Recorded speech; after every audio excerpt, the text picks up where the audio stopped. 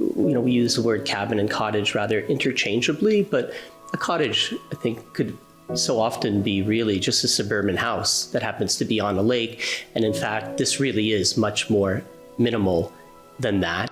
If you could think of this, it's kind of like a modern day log cabin. The clients were very interested in locating a very steep piece of land where there was rock outcroppings on a very private lake. They were totally fine to have no electricity, so to be relying just on solar power. And the kind of primary ethos was for the project to have a very low environmental impact.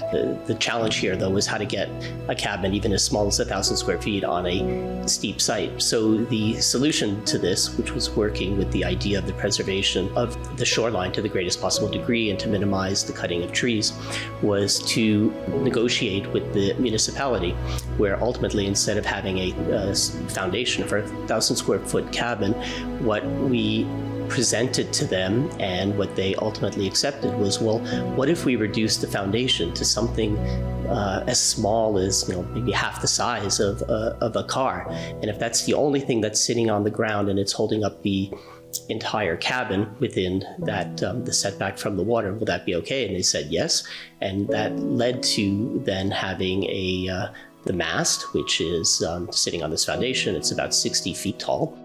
And as things moved along, as it does with all of our projects, we're looking at all of the various possible materials, the pros and cons economically, and then again, in this case, especially in terms of minimizing the impact on the environment, we decided we were going to use a very novel material, cross-laminated timber, which is basically solid sheets of wood. We were going to figure out a way to use this material to construct the whole cabin. So it becomes the envelope, it becomes the interior finish. Exactly what you see here is not a kind of a cosmetic finish. It's the actual construction material. I think the clients were quite eager to maintain a sense of modesty. So again, it's the smallness of the place, and once its structure is all figured out, there was a tremendous amount of mental energy that went to resolving all of these considerations of energy and the environment and how it's going to be fabricated.